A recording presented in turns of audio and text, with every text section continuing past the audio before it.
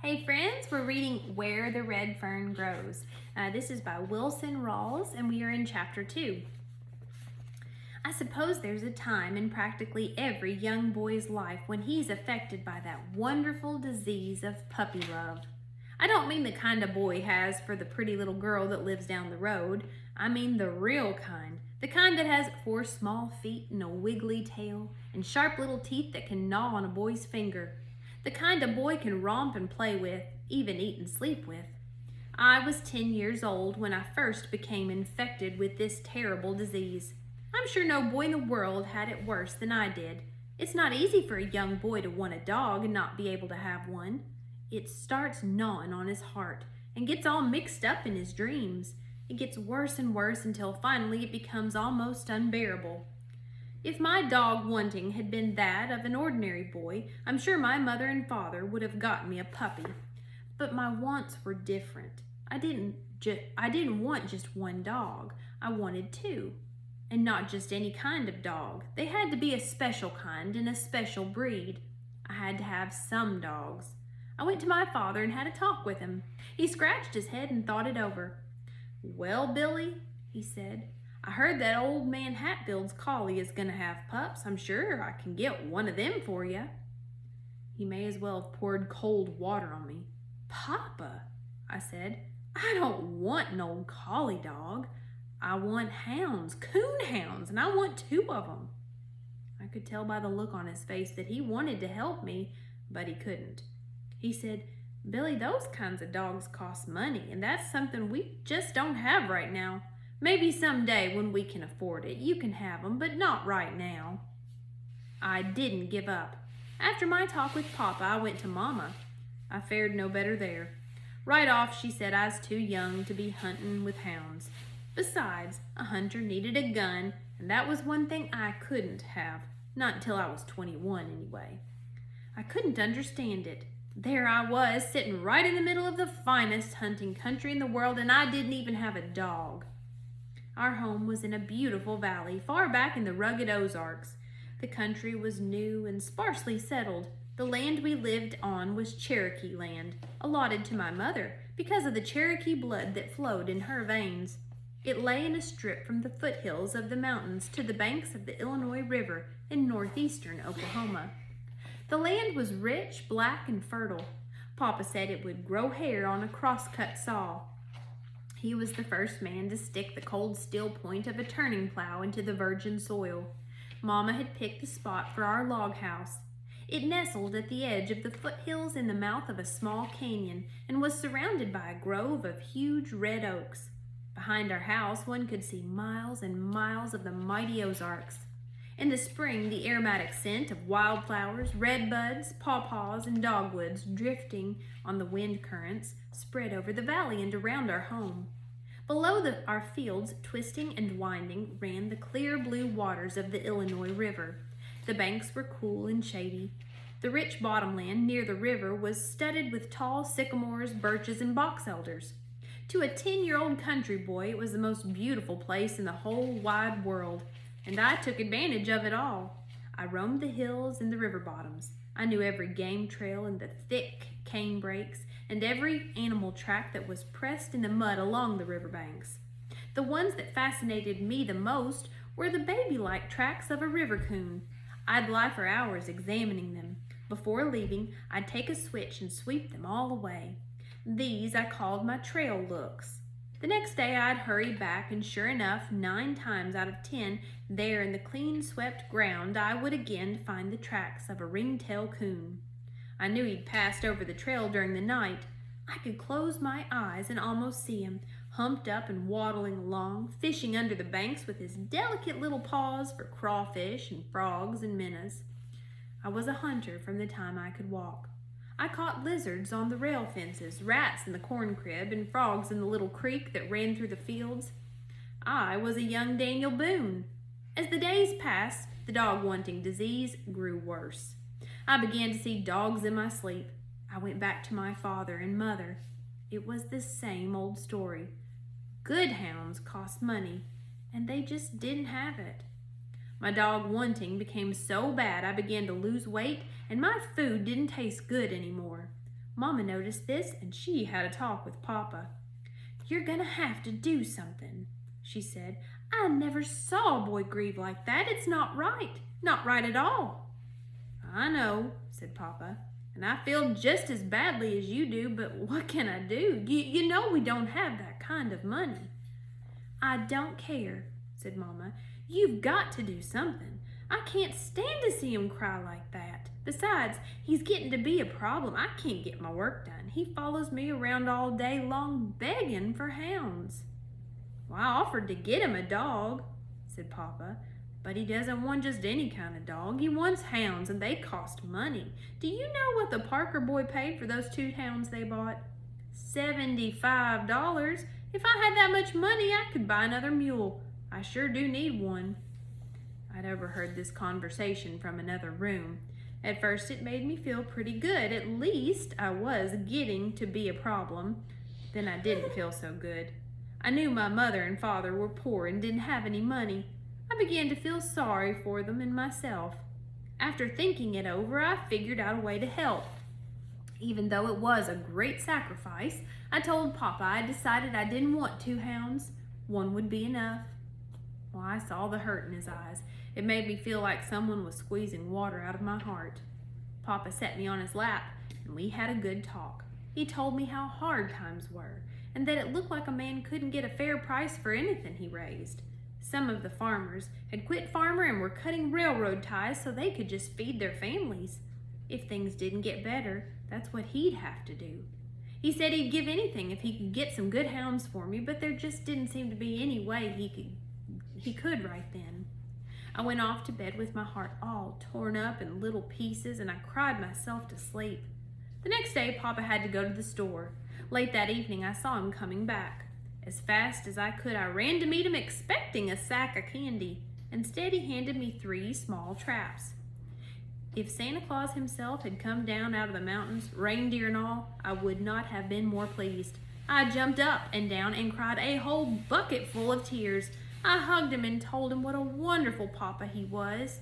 He showed me how to set him by mashing the spring down with my foot and how to work the trigger. I took them to bed with me that night. The next morning I started trapping around the barn. The first thing I caught was Sammy, our house cat. If this didn't cause a commotion. I didn't intend to catch him. I was trying to catch a rat, but somehow he came nosing around and got in my trap. My sisters started bawling and yelling for Mama. Well, she came running, wanting to know what in the world was going on. None of us had to tell her. Sammy told her with his spitting and squalling. Oh, he was mad. He couldn't understand what that thing was that was biting his foot, and he was making an awful fuss about it. His tail was as big as a wet corn cob, and every hair on his small body was sticking straight up. He spit and yelled and dared anyone to get close to him. My sisters yelled their fool heads off all the time, saying, "Poor Sammy, oh, poor Sammy." Mama shushed them and told me to go get that forked stick from under the clothesline. I ran and got it. Mama was the best helper a boy ever had. She put the forked end over Sammy's neck and pinned him to the ground. It was bad enough for the trap to be biting his foot, but to have his neck pinned down, well, that was way too much. He threw a fit. I never heard such a racket in all my life.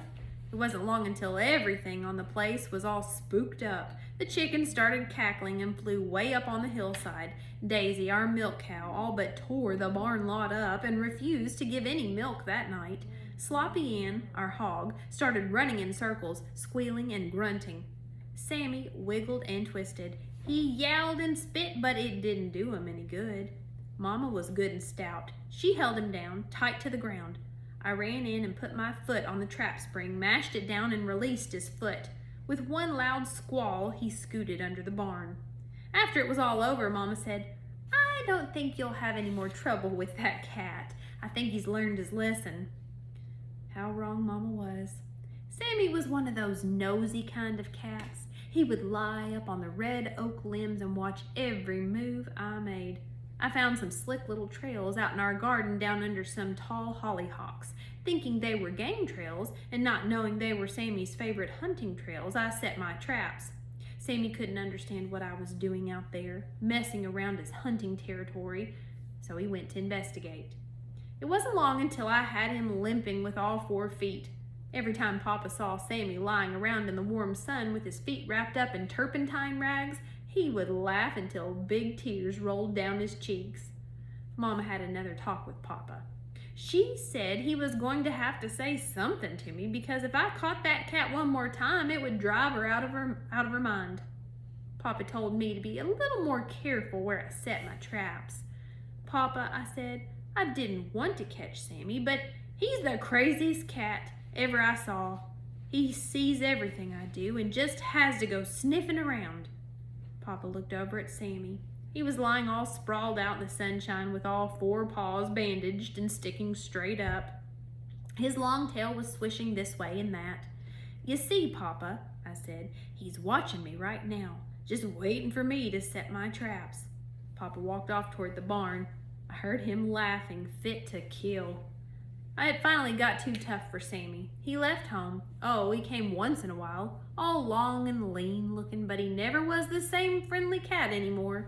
He was nervous and wouldn't let anyone pet him. He would gobble down his milk and then scoot for the timber.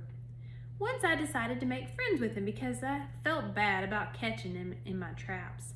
I reached out my hand to rub his back. Well, he swelled up like a sitting hen. His eyeballs got all green. He growled way down deep. He spat at me and drew back his paw like he's gonna knock my head off. I decided I better leave him alone. In no time at all, I cleaned out the rats. Then something bad happened. I caught one of Mama's prize hens. I got one of those young man peach tree switchings over that. Papa told me to go down to the canebrakes back of our fields and trap, and this opened up all kinds of new wonders. I caught opossums, skunks, rabbits, and squirrels. Papa showed me how to skin my game. In neat little rows, I tacked the hides on the smokehouse wall. I'd stand for hours and admire my magnificent trophies. There was only one thing wrong. I didn't have a big coonskin to add to my collection. I couldn't trap old Mr. Ringtail. He was too smart for me. He'd steal the bait from the traps, spring the triggers, and sometimes even turn them over. Once I found a small stick standing upright in one of my traps. Well, I showed it to Papa. He laughed and said the stick must have fallen from a tree. It made no difference what Papa said. I was firmly convinced that a smart old coon had deliberately poked that stick in my trap. The traps helped my dog wanting considerably. But like a new toy, the newness wore off and I was right back where I started from. Only this time, it was worse. Much worse. I had been exposed to the feel of wildlife. I started pestering Mama again. She said, "Oh no, not that again. I thought you'd be satisfied with the traps. No, Billy, I don't want to hear any more about hounds." I knew Mama meant what she said. This broke my heart. I decided I'd leave home. I sneaked out a quart jar of peaches, some cold cornbread, a few onions, and started up the hollow back of our house. I had it all figured out. I'd go away off to some big town, get 100 dogs, and bring them all back with me. I made it all right until I heard a timber wolf howl. This stopped my home leaving. When the hunting season opened that fall, something happened that was almost more than I could stand. I was lying in bed one night trying to figure out a way I could get some dogs when I heard the deep bang of a coon hound. I got up, opened my window. There it came again. A deep voice rang loud and clear in the frosty night. Now and then I could hear the hunter whooping to him. The hound hunted all night. He quit when the roosters started crowing at daybreak. The hunter and the hound weren't the only ones awake that night. I stayed up and listened to them until the last tones of the hound's voice died away in the daylight hours. That morning I was determined to have some hounds. I went again to Mama. This time I tried bribery. I told her if she'd let me get a hunting dog, I'd save the money I earned from my furs and buy her a new dress and a box full of pretty hats. That time I saw tears in her eyes. It made me feel all empty inside, and I cried a little too. By the time she was through kissing me and talking to me, I was sure I didn't need any dogs at all. I couldn't stand to see Mama cry. The next night I heard the hound again. I I tried to cover my head with a pillow to shut out the sound. It was no use. His voice seemed to bore its way through the pillow and ring in my ears. I had to get up and again go to the window. I'm sure if that coon hunter had known that he was slowly killing a 10-year-old boy, he would have to put a muzzle on his hound. Sleep was out of the question, even on nights when I couldn't hear the hound. I couldn't sleep. I was afraid if I did, he would come and I would miss hearing him. By the time hunting season was over, I was a nervous wreck. My eyes were red and bloodshot. I'd lost weight and was as thin as a beanpole. Mama checked me over. She looked at my tongue and turned back one of my eyelids. If I didn't know better, she said, I'd swear you weren't sleeping well, are you? Why, Mama, I said, I go to bed, don't I? Well, what does a boy go to bed for if it isn't to sleep? By the little wrinkles that bunched up on her forehead, I could tell Mama wasn't satisfied. Papa came in during one of these inspections. Mama told him she was worried about my health. Aw, he said, there's nothing wrong with him. It's just 'cause he's been cooped up all winter. Boy needs sunshine and exercise. He's almost 11 now, and I'm going to let him help me in the fields this summer. That will put the muscles back on him. Well, I thought this was wonderful. I'd finally grown up to be a man. I was going to help Papa with the farm.